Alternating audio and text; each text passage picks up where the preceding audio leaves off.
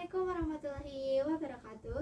Halo semuanya, perkenalkan nama saya Rika Astuti dari Institut Keguruan dan Ilmu Pendidikan Siliwangi dengan dosen pengampu Bapak Restu Bias Primanika MPD.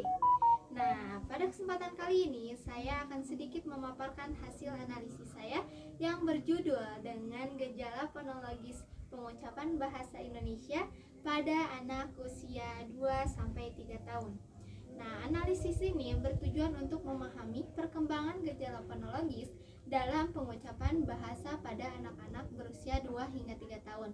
Data yang digunakan dalam penelitian ini berupa kosakata atau tuturan yang diucapkan oleh anak-anak dalam rentang usia tersebut.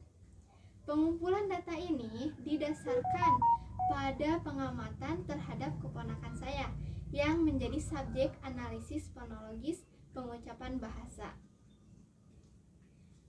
Fonologis dalam konteks bahasa Indonesia saat ini sangat relevan untuk dipelajari.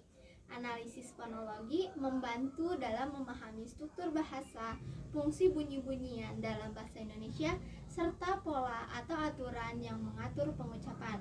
Nah, penelitian ini juga bertujuan untuk menganalisis fenomena perubahan bahasa seperti asimilasi, elisi, dan metatesis yang terjadi pada anak-anak. Oleh karena itu, fonologi tidak hanya penting dalam studi bahasa, tetapi juga berpengaruh besar terhadap perkembangan keterampilan komunikasi. Contoh pengucapan bahasa yang sering diucapkan oleh keponakan saya meliputi kata jajan yang menjadi dadan.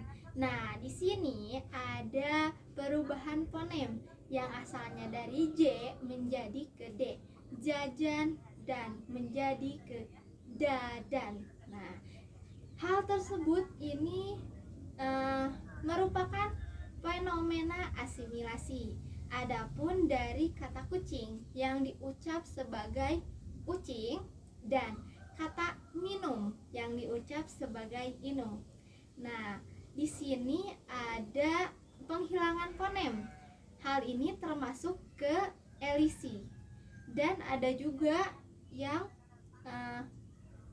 seperti enggak mau ah menjadi au ah, enggak mau ah menjadi au ah. Dan ada yang termasuk metatesis, yaitu perubahan atau pertukaran huruf di dalam satu kata, seperti kata kerikil. Nah, diucapkan sebagai kelikir, kelikir. Tetapi hal tersebut tidak merubah makna. Nah, gejala fonologis dalam pengucapan bahasa pada anak-anak berusia 2 hingga 3 tahun ini berkaitan erat dengan teori proses fonologi alami yang pertama kali diusulkan oleh David Stampe pada tahun 1965. Menurut Stampe, teori ini mencerminkan fenomena yang terjadi dalam perkembangan bahasa anak-anak. Sedangkan menurut Khair 2009, teori proses fonologi alami merupakan satu kesatuan yang mencakup berbagai kontradiksi.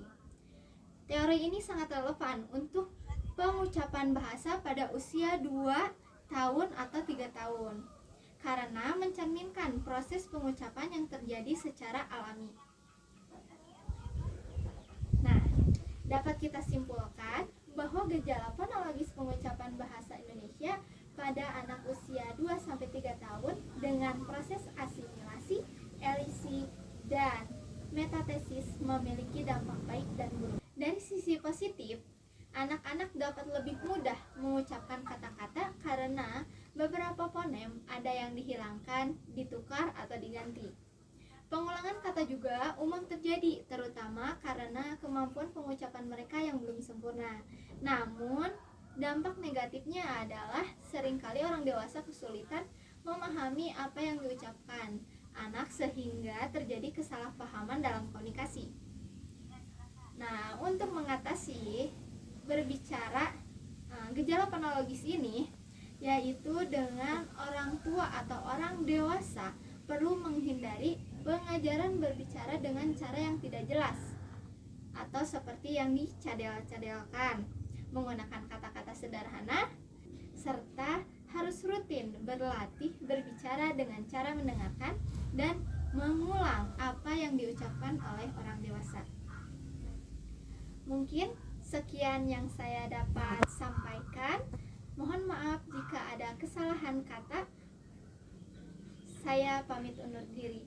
Wabillahi taufiq wal hidayah. Wassalamualaikum warahmatullahi wabarakatuh.